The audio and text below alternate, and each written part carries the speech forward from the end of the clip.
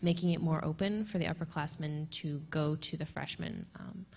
And I think that at least for us girls who are in here, I think that some of us should go, if we're planning to move, be in the dorms next year to see if we can spread out where we're going to be and intentionally plan that out. And I think that'd be kind of cool for some of the guys. I know that last year, Hans and Tony were on First Timmer, and apparently that was really cool for the guys. Like the couple times I was on First Timmer that year, it was like that room always had people in it, and they knew Hans and Tony really well, and by that probably knew a lot more of the upperclassmen too. So. Okay.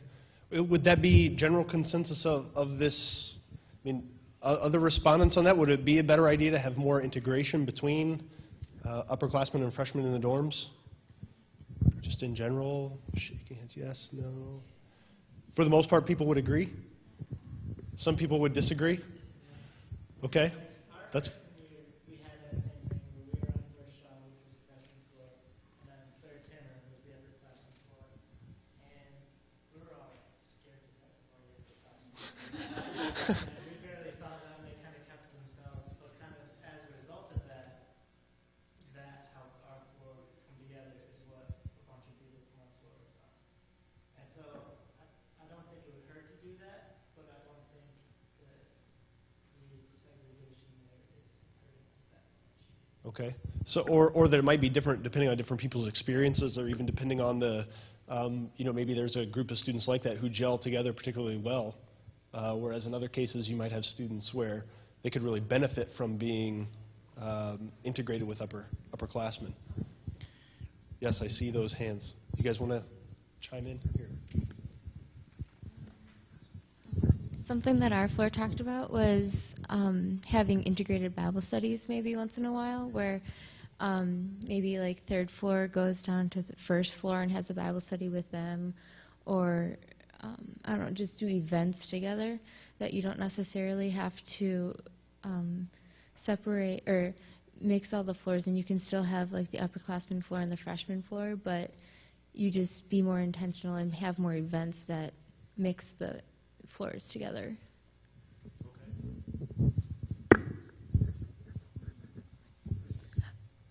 I just don't understand the point of this is an upperclassman floor and this is a freshman floor. Because if you go to like other schools, there are no such thing as freshman floors. They're just, here's an open room, we're going to stick you in here. Like, so you learn to be in community with everybody who you know and on campus. And I think it helps, I think it creates segregation of when we say, well, this is the upperclassman floor, so we're going to get to know upperclassmen, and then this is the freshman floor, so only freshmen get to know each other. I don't understand what would be wrong with putting everybody on different floors. Okay, multiple. This is. Can people just holler instead of using the microphone? Or are you comfortable? Can people hear well over there when people over here talk? Use the mic. Okay. Okay. Oh, we're recording. Okay.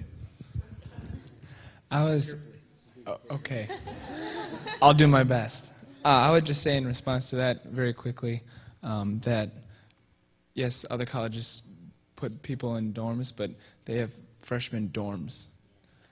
They just have, like, my brother's college, he goes to Trinity, and they have, like, the freshman dorms always go in this one, and then the upperclassmen have two other dorms. It's just, no, but I'm just saying, like, there are colleges, I mean, she just kind of made a generalization that, like, it's integrating, and other colleges do, like, you just stick you in a room. It's just a lot of places have dorms, like full dorms that are freshman dorms. And maybe what? Who's next? Oh, Maddie. Please, okay, please. and then we'll come back up here. I want to clarify Oh, something. Rebecca. Okay, go ahead. I totally didn't say this, but the point of the idea was to try to have some form of mentorship.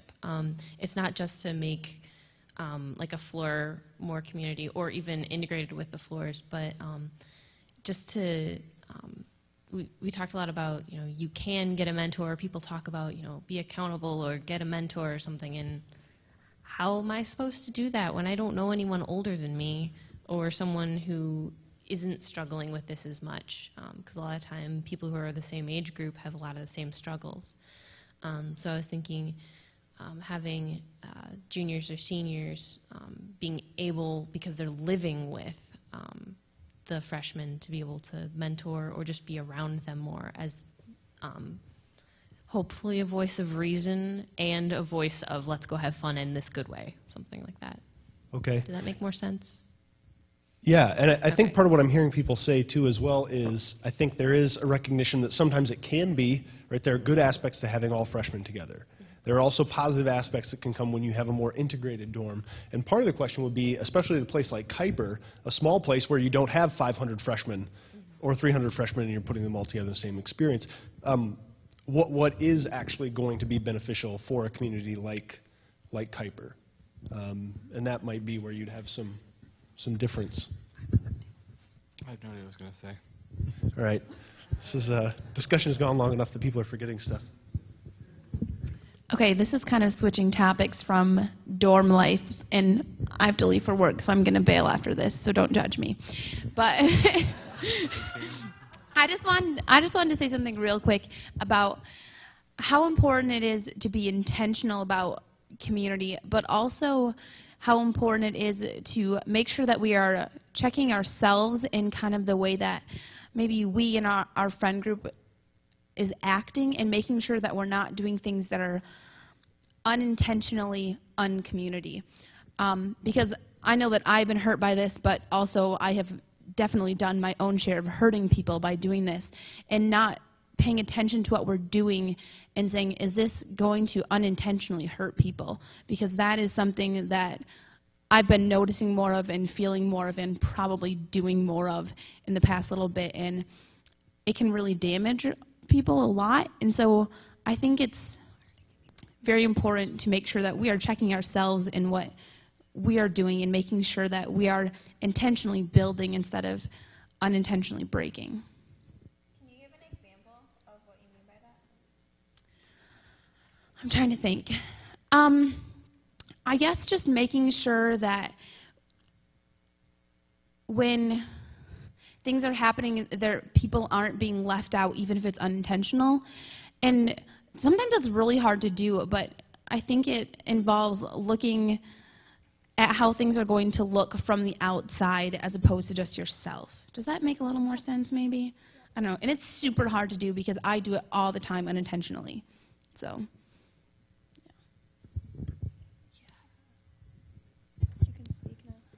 Okay, it goes with what you were saying. We came up with what we call the buddy system. It's when someone who has something to share, that person shares it. So if you're an on-campus student and we got a transfer student who's off campus, you meet with that person and share what you know. Like, okay, I got resources, I got friends you can meet, and I'm going to draw you into this community.